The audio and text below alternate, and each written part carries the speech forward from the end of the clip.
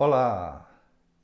Seja bem-vinda, seja bem-vindo a este ambiente do Centro Espírita Vovô Nestor. Eu sou o Clóvis Lima e gostaria de compartilhar algumas reflexões dos ensinos de Jesus contidos em seu Evangelho de amor e redenção, amor e sabedoria, à luz da doutrina espírita. E antes de iniciarmos, nós vamos rogar ao nosso Mestre Jesus. Mestre, abençoa-nos, inspira-nos, ampara-nos e nos dê a sua paz. E o tema de hoje é a beneficência e a piedade. Este tema está contido em O Evangelho segundo o Espiritismo, no capítulo 13. E eu vou abordar aqui as instruções de 3 espíritos para a gente refletir sobre esse tema. E o primeiro espírito que nos aparece aqui é o espírito João, que deu a sua instrução lá de Bordeaux, na França, em 1861. Ele vai falar sobre a beneficência. O que é a beneficência? A beneficência nada mais é do que a caridade material. Aquela que se faz, por exemplo, doando-se ou dando-se dinheiro, mantimentos, roupa, agasalhos, objetos diversos, e assim por diante. E mais ainda, porque qualquer um, a maioria, ou melhor, a maioria de nós pode fazer a beneficência, pode prestar a beneficência, doando, por exemplo, o seu tempo, doando os recursos que possui. Quer dizer, a pessoa pode doar o produto daquilo que sabe fazer, pode doar aquilo que sabe fazer. Tudo isso é beneficência. Não há quem não possa fazer isso. Isso independente da pessoa ser crente ou não crente, ateu, religioso, não importa. Independente da pessoa ser rica, ser pobre, todos podemos prestar a beneficência. E o Espírito João nos diz ainda o seguinte: até mesmo, por exemplo, aqueles escritores, sabe aqueles escritores que escrevem para um público e esse público geralmente é mundano, é formado de pessoas mundanas. Então, até mesmo nesse sentido, essas pessoas, esses escritores, podem fazer a beneficência. Como? Doando um pouco do produto de suas obras, de algumas de suas obras, em favor daqueles que muito necessitam, em favor dos mais pobres, dos mais necessitados. Ninguém, se cada um de nós fizesse isso, se nós observássemos esta lei, é uma lei, a beneficência, porque está ligada à caridade. Se todos nós observássemos ela, não haveria miséria no mundo. Ninguém mais no mundo morreria de fome, morreria de frio, se nós observássemos. Por quê? Porque normalmente, geralmente, nós temos mais do que o necessário para viver. Para viver neste mundo, nós só precisamos do necessário. A maioria de nós tem mais do que o necessário, enquanto que outros, muitos outros, não têm nem o necessário para viver. E que dizer do rico, daquele que possui em abundância, enquanto outros não possuem nada e estão aí morrendo de fome? Então o Espírito João nos chama a atenção para esse fenômeno. Ninguém morreria de fome mais, todos teríamos o necessário para viver. Porque é o seguinte, cada um de nós, ao fazer isso, ao prestar a beneficência, que é a caridade material, está ali se colocando como um representante da divindade, um representante de Deus. Está sendo ali um representante da providência. Então, o Espírito João até nos coloca uma frase interessante. Ele diz assim, seja a providência, que diz assim, Deus dá o alimento aos pássaros do céu. E os pássaros do céu não precisam trabalhar para comer, trabalhar, ganhar dinheiro, fazer dinheiro para poder conquistar o seu alimento, mas Deus faz, a providência faz isso. Então, a providência pode agir por nós. O Espírito está dizendo o seguinte, seja você a providência divina, ajudando as pessoas com a beneficência. E a outra virtude, vamos chamar de virtude, é a piedade. A piedade. E aqui nós temos a instrução do Espírito Miguel, de Bordeaux também, 1862. Eu confesso que senti uma dificuldade enorme para distinguir piedade de compaixão. Ora, será que existe diferença? E eu tenho para mim que o Espírito de Miguel, que deu essa instrução, estava se referindo à compaixão. Por quê? Porque tanto a piedade quanto a compaixão são sentimentos. É um sentimento. Algo toca você, algo move você, algo inclina para prestar a beneficência, para fazer a caridade. Quando a gente vai no dicionário, a gente encontra dois, assim, bem claros, dois significados bem distintos de piedade.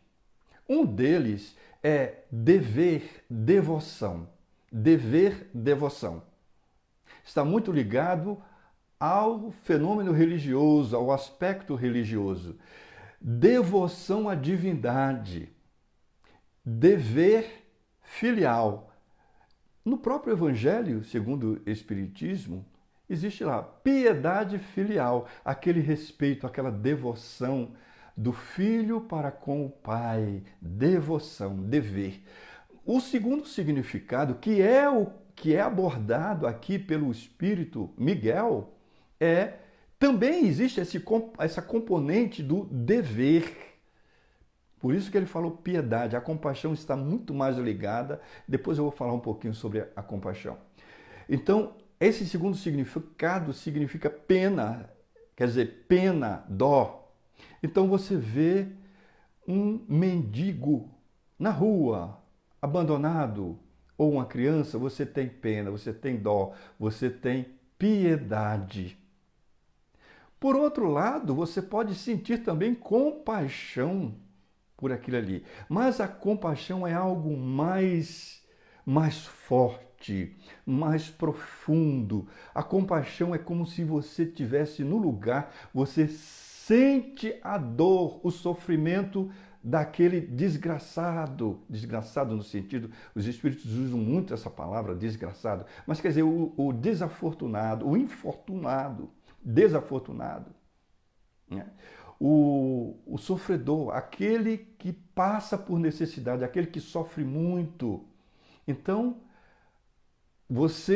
como se você estivesse no lugar dele. Lembra da parábola do bom samaritano? A parábola do bom samaritano.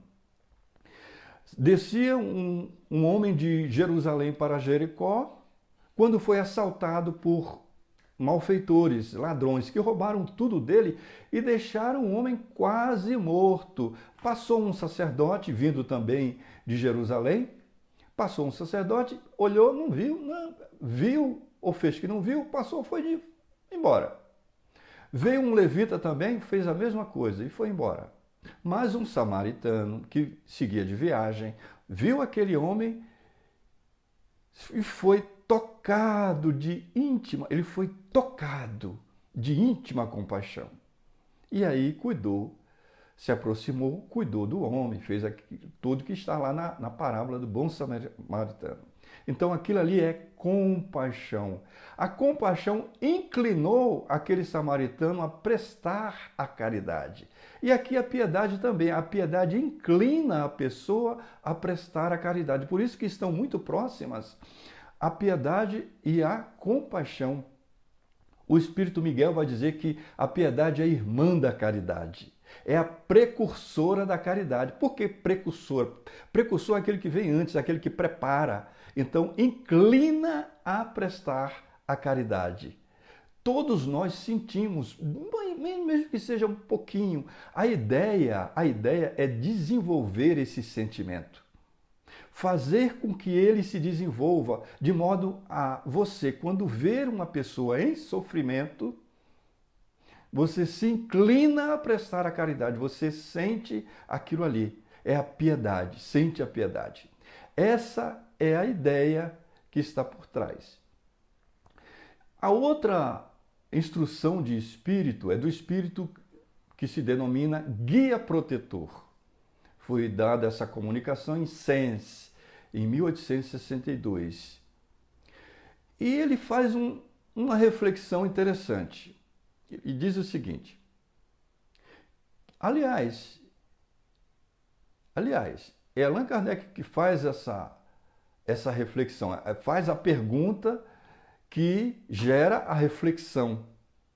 A pergunta que Allan Kardec faz a esse espírito, o espírito guia protetor, é: que se deve pensar daquelas pessoas, daqueles que prestam benefícios e não recebem, e são pagos com ingratidão.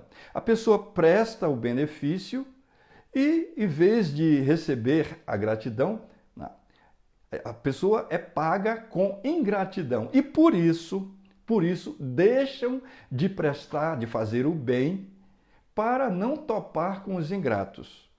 E Allan Kardec, por isso que Allan Kardec pergunta: que se deve pensar daqueles que prestaram benefícios e foram pagos com ingratidão? Isso acontece muito, né? Aí muita gente diz assim: eu não faço mais. Eu não faço mais, porque ele nem liga, nem agradece. Ele não quer receber, não faço mais. Não é? Então Allan Kardec pergunta: que se deve pensar dessas pessoas? E o espírito guia protetor diz assim: primeiramente, é egoísmo dessa pessoa. É egoísmo porque ela quer dos outros, daquele que prestou, ela quer o reconhecimento, demonstrações de reconhecimento. Ela quer para si a demonstração de reconhecimento. Isso é egoísmo. E é também orgulho. Porque a pessoa orgulhosa se julga acima do outro e quer ser reconhecido por isso. O orgulho vem. Então é ao mesmo tempo egoísmo e orgulho, as duas chagas da humanidade. Então toda vez que você receber como ingratidão um benefício feito, não diga: não vou mais fazer isso, continue fazendo. Eu estou falando isso aqui para você, mas estou falando para mim também. Aliás, é o Espírito que está dizendo isso. O instrutor espiritual. Toda vez que você fizer um benefício, fizer um benefício a alguém e receber como pagamento a ingratidão, a pessoa não está nem aí, não agradeceu? Não. Continue fazendo, não seja isso que vai impedir que você continue a fazer o bem. E ele nos lembra uma coisa muito importante, e isso nos conforta muito. Todo bem praticado é sempre uma semente que mais tarde germinará. Mais tarde germinará. Isso é tão interessante. Então, não se preocupe com a colheita. Não se preocupe. Mais tarde, a pessoa reconhecerá. Não se preocupe em saber quando, ou como, ou onde. É plantar. Plantar o bem. Fazer o bem é sempre o ideal. Porque você está agindo, você, estamos agindo de acordo com a lei. E a lei prescreve o bem. O bem é eterno. O mal é temporário. Isso nos lembra uma frase de Emmanuel, um pensamento de Emmanuel, que eu gostaria que você gravasse. Na verdade, intuitivamente, você até já sabe disso. Mas eu vou recordar. Esse pensamento está em Vinha de Luz, no livro Vinha de Luz, no capítulo 162. Ele diz assim: o bem que praticares em algum lugar é teu advogado em toda parte. O bem que você praticar em algum lugar é seu advogado em toda parte, não importa. Isso nos lembra André Luiz. André Luiz, depois de ter passado 8 anos no umbral, nas regiões inferiores, foi lá a Clarencio, Clarencio que era um dos ministros do Ministério do Auxílio, para arrumar um emprego. Ele queria trabalhar. Mas Clarencio disse o seguinte: eu sei, verbalmente você pede qualquer gênero de serviço, mas por dentro eu sei que você quer mesmo é reassumir as suas funções, os seus ofícios de médico. Meu amigo, você não está preparado. Mais ou menos assim que ele falou. Você não está preparado ainda. É que André Luiz tinha passado 8 anos no umbral e tinha malbaratado a sua profissão de médico. Tinha cometido excessos. E aí Clarencio disse: olha, eu não tenho só notícias más para te dar, eu tenho notícias boas também. Apesar de você ter malbaratado a sua profissão, apesar de médico, né? Apesar dos excessos que você cometeu, que prejudicou muito você, apesar disso, você tem algo positivo a seu favor. Você tem intercessões, quer dizer, pessoas intercederam por ele, por André Luiz. A primeira coisa que ele pensou foi: minha mãe? Sim, sua mãe também. Mas outros fizeram isso. E o Clarencio havia olhado as anotações do André Luiz e viu lá que ele tinha fornecido receituário gratuito para mais de 6.000 pessoas. Receituário gratuito, olha, o bem, ele fez o bem, a beneficência para mais de 6.000 pessoas. E o Clarencio diz assim: olha, a maioria das vezes você fez isso por troça, quer dizer, por brincadeira, por divertimento, não estava nem aí, não estava preocupado em beneficiar os outros. E Clarencio disse: olha, mesmo nesse caso, o bem que você fez leva-se muito em conta, a providência divina leva muito em conta, porque você fez o bem, não importa se foi por troça ou não. 15 desses beneficiados nunca deixaram de agradecer e fazem apelos constantes aqui no Ministério do Auxílio. Veja, o bem que você praticar em algum lugar é seu advogado em toda parte. E agora, meus amigos, vamos passar para o nosso momento de vibração.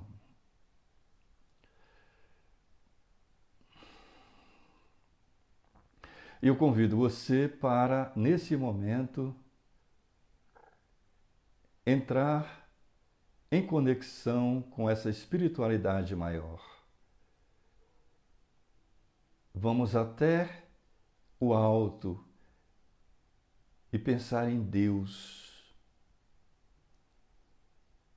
Meu Pai, permite que os teus mensageiros espalhados no mundo inteiro, possam abençoar, possam trazer a paz, o alívio, o socorro, o esclarecimento a todas as pessoas, todos os indivíduos que nós vamos citar aqui. Permite, Senhor. Vamos começar com os nossos governantes de todas as nações, para que eles recebam a inspiração e possam decidir com proveito em benefício do povo. Pedimos ainda por todos aqueles trabalhadores da linha de frente, enfermeiros, médicos, bombeiros, motoristas de transporte e outros que estão sempre se dedicando no seu trabalho e eles precisam, nós precisamos deles.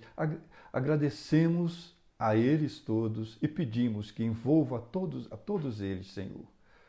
Envolva também os nossos amigos, nossos conhecidos, os nossos parentes, os nossos familiares, Senhor.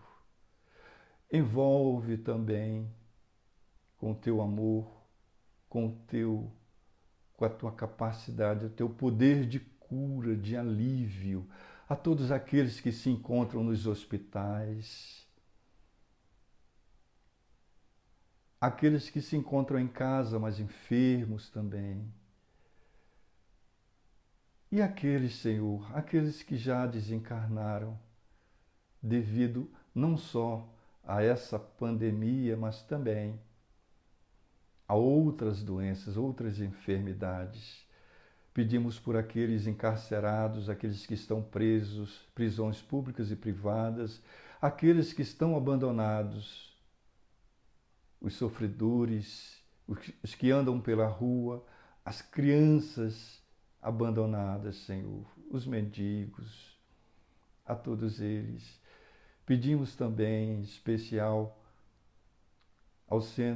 pelo Centro Espírita Vovô Nestor e seus trabalhadores abnegados. E para todos eles, Senhor, nós a todos eles dedicamos essa prece. Deus, nosso Pai, que sois todo poder e bondade, dai a força àquele que passa pela provação, dai luz àquele que procura a verdade, ponde no coração do homem a compaixão e a caridade. Deus, dai ao viajor a estrela guia, ao aflito a consolação, ao doente o repouso. Pai, dai ao culpado o arrependimento, ao espírito a verdade, à criança o guia, ao órfão o pai. Senhor, que a vossa bondade permita aos espíritos consoladores derramarem por toda parte a paz, a esperança e a fé. Deus, um raio, uma faísca do vosso amor pode abrasar a terra. Deixai-nos beber nas fontes dessa bondade fecunda e infinita, e todas as lágrimas secarão, todas as dores se acalmarão. Um só coração, um só pensamento subirá até vós com um grito de reconhecimento e de amor.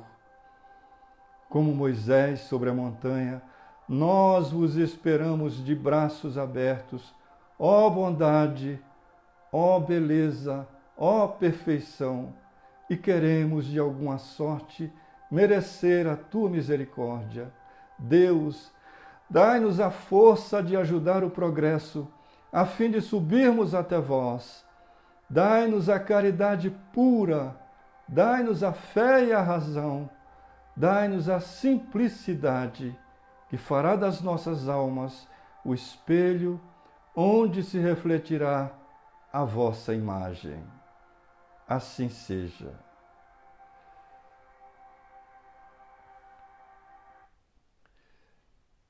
Minha amiga, meu amigo, muito obrigado pela sua atenção.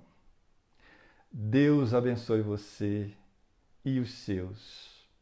E até a próxima, se Deus quiser.